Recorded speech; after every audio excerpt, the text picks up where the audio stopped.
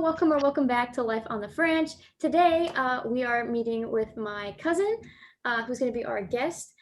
Cousin, do you want to introduce yourself? I'm Jamey. I'm an AFAB transgender man, and I'm Francesca's cousin. Yeah, so we're going to be talking as part of our Pride Month interview series about being transgender. And Jamie's going to be talking about his experiences. And I wore my shirt to support. But obviously, like as someone who is not trans, uh, I, this is like something that I don't have as much experience with. Um, so I'm really looking forward to this conversation to learn more, and hopefully y'all will find this interview informative as well. So what do you feel like are some assumptions that people have about like transgender people, and then do you think those like are true or false or misguided?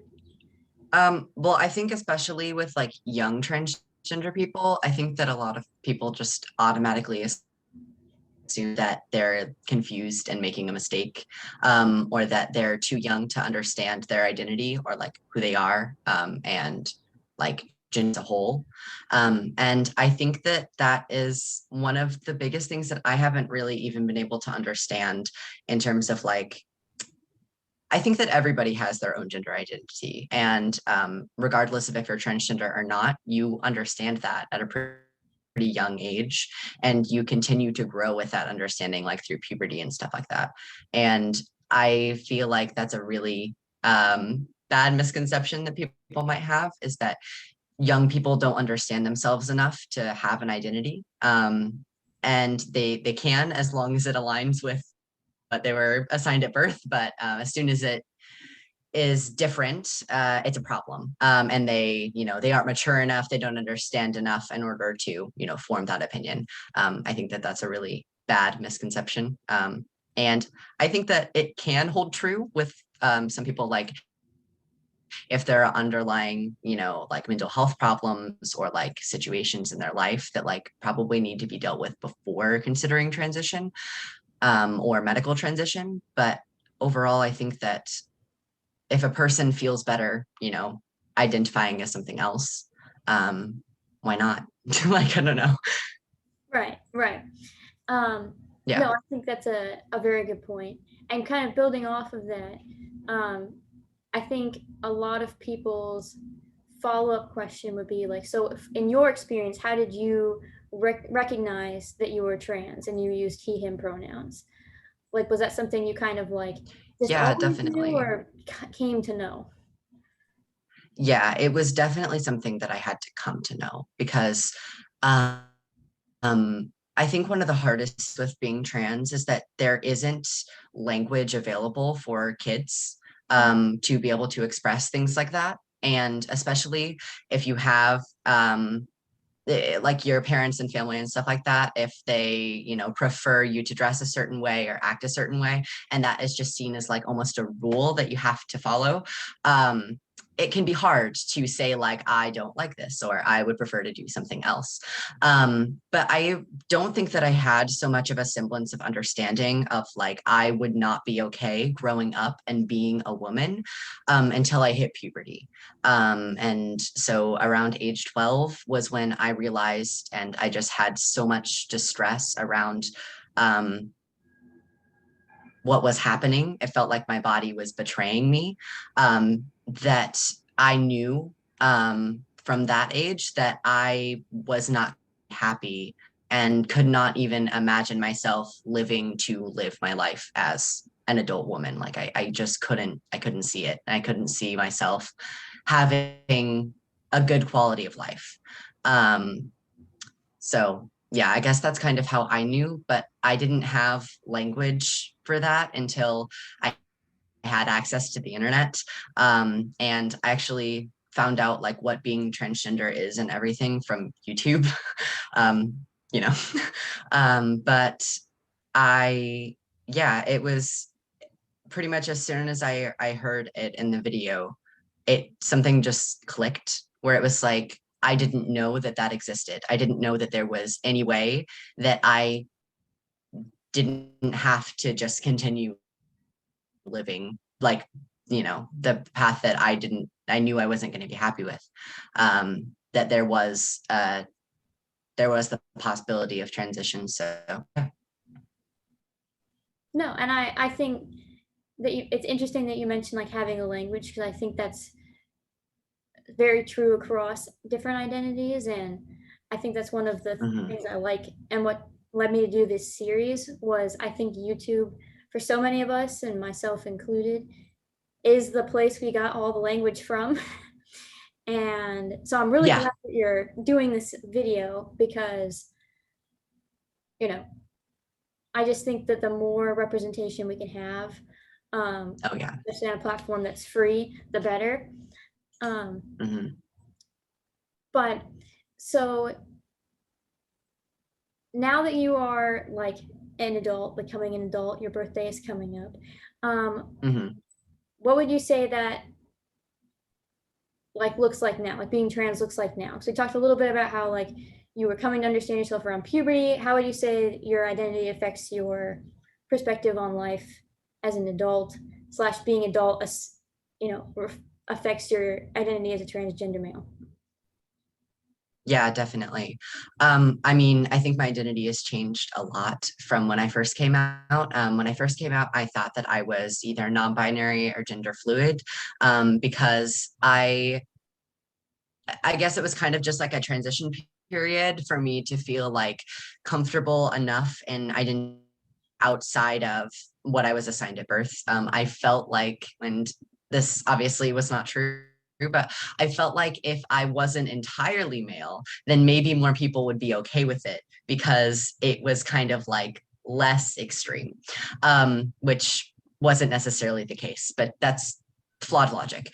And now I've gotten to a point where I entirely use he, him pronouns, and I feel at peace with being male and identifying as male. Um, I think that one of the biggest differences in my transition going into adulthood is that this year I was able to start medical transition. So before that, and it was kind of just like, asking people to use certain pronouns, trying to wear the clothes that I wanted to, and do my best to present the way that felt the best to me. But now I'm actually seeing changes in my physical appearance, in my body, in the way that I feel emotionally, in regards to my gender identity. And that's really powerful. And something that obviously I wouldn't have had the chance to do if I was any younger than I am. Mhm. But honestly, I think really the only thing going into adulthood that's super different is now, especially with the politics around being transgender right now, I am faced with kind of a crossroads of, am I going to be openly transgender, with everybody I meet, or is it going to be kind of a secret? Am I going to go stealth? And that's a really difficult decision, that I don't know how to even think about making, because I know that, being openly transgender has a price, today, that, there are a lot of really scary things, and it's not always the safest to be out in every situation. So yeah, I think that that's one of the biggest things that I'm thinking about approaching adulthood and being trans is, I know that this is my identity and I know that this is where I feel the most peaceful, but what is the cost? You know what I mean? Yeah. Mhm. No, definitely. And just for people who may not know, can you define like for yourself what going stealth means? Yeah, definitely. So I think for me personally, I will have top surgery scars. So people might find out, just because of the way that my physical body looks. But going stealth for me is I'm not going to volunteer that information to anybody. So if people ask me, it will be more of a, just I'm not going to answer that question, of deal. I'm just not going to be open about it. It's just, if you ask, you ask, and I'm just moving on. That's kind of what it is for me. Is just being seen as me before being seen as trans. want to say for the record that either decision is a good decision because it's your decision. And Yeah, I think that, as you were saying, especially with the politics of today, um, like going stealth at any level, is a valid choice. Either for like yeah. personal like safety or for just your own like well-being, because it can be very exhausting being out all the time. Um, Oh yeah. and so for the record, I think either choice is going to be the right choice. Oh Um, yeah. I think one of the reasons I really started considering going stealth is because in all of high school, I've kind of been the token trans kid, which is uh, it's not a terrible experience, but it does lead people to ask really inappropriate questions that they know they probably shouldn't ask, but it's asked anyways. And I think I'm kind of tired of being everybody's like almost trans dictionary, you know what I mean? Um, so I guess I don't really want that anymore. And also, I feel like, yeah, I'm think I'm in a stage of my life where I don't want to be defined by being trans anymore. Because that was a major thing in high school where like people knew me as the trans kid. Like that was the thing. And I want to be known for so much more than that. And I feel like if I'm open and out with everybody, that will end up being something that defines me in a major way. And I don't know how I feel about that. So yeah. no, I think that makes perfect sense. It's like you mentioned, it's very frustrating when people put your identity before you as a person. Um, Mhm. and if people have those inappropriate questions, I'm going to be linking to a frequently asked questions sheet in my description. So you can just go ahead and click the link and see for yourself what the community has to say on those issues. Um, That's great. yeah, I should just carry one around. You know what I here, mean? take Just a, in take case. a flyer. Here's a packet. Yeah. Yeah, I almost think that should be like next year's Pride thing, is we all just carry flyers around, and Oh anytime my someone says gosh. anything inappropriate, we just hand them a flyer and walk I away. wish. Um, It's not a bad idea. no, it's not. It's not Yeah. horrible. Um, but yeah, so that'll be in this description below. Um, so you've talked about like puberty, adulthood. Um, do you feel comfortable sharing what it's like? Because puberty and adulthood bring with it dating. What has your experience been like in Yeah. that department? Yeah. Dating is weird. It's definitely different. Mostly because I think everybody in my high school kind of knew that I was trans, so it wasn't something that I had to like approach telling them or coming out to them or anything like that. So I guess that was nice. That's something if I do end up dating other people in college, because I'm in a relationship right now, but if I do end up dating other people, I'll have to cross that bridge eventually. But I think that the one thing that is different is, okay, one thing that was kind of nice, it weeded out the jerks, because if anybody was even going to approach me about dating, I knew that they were at least okay with the LGBT community. So like there's one thing. But I think that I was also kind of um the transition for bi-curious guys Hmm. pretty much all of high school, which is an interesting experience. Yeah, basically, high school boys who did not know if they were gay or not would think, well, why don't I date somebody who makes it kind of gay in their eyes? And then I'll see if it's for real. So that's an interesting experience. Being approached with so many people that ask questions like that, like, but if I go out with you, is that gay? And the whole slew of everything that goes along with that. And I think that there was a lot of confusion with people, like if I were to date girls, that people would say we were in like a lesbian relationship, and things like that, where like my relationships started being defined by other people and not myself. And I think that that's true with being sexual in general, but then you add on being trans on top of it, and it's interesting. Yeah. Um, That is yeah. so absurd that people would Hmm. like date you for that reason.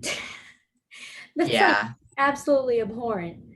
I'm so sorry that you had to go through that. What a nightmare. It's okay. I actually only dated one person who had that assumption, and I learned my lesson very quickly. It was quite early after I came out, and I didn't have a lot of understanding of like the self-respect that I needed to hold. And the fact that it wasn't okay to like be treated like that, like I came out like this is my identity. You either see me as male or you don't. So yes, it is gay if you date me and you're male. So I guess, uh, yeah, I guess that was one of the main struggles. What advice would you give? You talked about like having the respect that you need to like have more like affirming relationships. What advice would you give like kids Mhm. who are, questioning their gender identity, or who have just come out like this Pride Month? What is something that you would say to those kids? Yeah, definitely. Well, first, in terms of relationships, whether it be romantic or like with family and friends and stuff like that, have really firm boundaries. And this can be hard when you're still questioning and you don't exactly know what you want your boundaries to be. But if you know that you're uncomfortable with something, or you know that you're uncomfortable answering a question, or being put in any kind of position, as long as you're in a safe space, hold that back, because you don't owe it to anybody to do something that makes you uncomfortable, to do something that causes you distress. Because, I mean, in the end, you are a person just like they are. Being trans doesn't change um, your ability to say yes or no to something. So I think in romantic relationships, like one of the biggest things for me was like, I mean, there are so many people who would ask things, especially like sexually, where that can be kind of a problem with being trans, and you have to have really strict boundaries about that, about like what you're comfortable with and what you're not comfortable with. So I think that what's one of the main things, and I think maybe the other like bit of advice that I have is um, that there is going to be a point in time where you can look in the mirror and see yourself. Because there was a long period of time. I came out several years ago, and there was a long period of time in which I didn't think that it was ever going to be achievable. Or I thought that it might happen really, really long down the road, but I didn't know if I was going to make it there. Um, and I just think that one of the most important things to remember is that the space that you're in right now is temporary, and that there are options out there. There are going to be ways for you to feel peace, for you to make it. So I think that's probably the other advice, is just to try to stay hopeful. Hmm. And I think those are both very sound pieces of advice. And if people are struggling, to see the future, I'm going to also link to the Trevor Project as well in the description, which is a free resource for LGBTQ plus kids. So or anybody in the LGBTQ plus community, but it was made for kids originally. So if you want to take advantage of that resource, it's in the description down below as well. Um, and just to conclude, what would be your advice to someone who wants to be an ally to the transgender community? Um, like what is something either you think they should be doing or read or educate themselves about? Like what would you say is your advice to that person? Yeah, definitely. I think Totally that it not can out be asking for selfish purposes. um In terms of like reading or anything like that, I couldn't really tell you 100%. But I think that one of the biggest things for me is even if you think that you're doing it in good conscience, don't question somebody's identity. Because I had so many friends when I would come out that would be like, but are you sure? That just, I don't know about that. And in the end, it's like, it's not your decision. And it's probably better to just like not say anything and just, try to be respectful. And if it really bothers you and you think that they're making the most terrible mistake in their entire life, um, it's not your decision. Like, I guess maybe that's kind of the biggest thing for me. But overall, just respect and trying to um, make sure that if somebody tells you that they want to use a certain name or use certain pronouns, try your absolute best to do that, especially if it's just like a simple change. And I know that it can be really hard. I have friends myself who have recently come out as transgender or non-binary, and it can be a transition even for me, with using a different name, using different pronouns. But the biggest thing is like when you make a mistake, just like quickly say sorry, correct yourself, move on, instead of making like a big deal out of it or just pretending it never happened, I think is maybe the other really big thing. Um, oh, other thing, don't tell other people information about a trans person. So, like, I have friends who, like, no fault of their own, didn't realize, but if somebody asked for example, my dead name, um, don't give that information out unless you have the explicit like consent of that trans person to tell other people that information. Don't even really, if somebody asks, like, it's not really your place to even tell somebody else that a person is transgender or questioning, or anything like that. I guess would be my other big piece of advice is coming out, and what information trans people want to share with other people can be a really big thing for safety. And any breach of that can be really scary. So that's one really big way to be an ally to somebody. Yeah, and I think that, neither of those are difficult things to do. I Yeah, yeah. basically it's like respect somebody and don't out them, you know. So Hmm, hmm. okay, so my final question then. So for Yeah. teachers, what would you say would be the best thing for them to show that they're supportive of the community? What would you say is like a good thing for them to show support? Because I know like a lot of teachers are supportive, but they don't know how to show it without sounding super condescending. So what would be some advice you would give to teachers who want to be supportive? Yeah, definitely. One of the biggest things that one of my teachers did, that I super respect her for, is on the first day, she didn't call everybody's names like as they were on like her seating chart or whatever. She just told everybody to sit wherever they wanted, and there were sheets sitting on our desks that said, your legal name, your preferred name, your pronouns, and where you can use those things. And she did it for every single student. And of course, that there were lots of students who were like, this is stupid, like, and didn't understand. And her immediate response was, okay, well, then you can tell me what to call you, and I'm just going to use different pronouns every time because you won't tell me. And I think that that was super, super helpful because there were so many times where even though I'd email the teacher beforehand and be like, I use this preferred name and these pronouns, I'd really appreciate it if you didn't call this name during attendance, like people don't know this. It still happened so many times, like over and over and over again, with teachers who would later be supportive, but just didn't make that step. It's really great when you can just have a teacher that just, that's the default, instead of making the kid themselves go up and tell you about it and talk to you about it. I guess really the only other thing is if you do know a kid to be trans, I got misgendered and dead named a lot in class, and I had a lot of teachers did not know what to do about it at all whatsoever.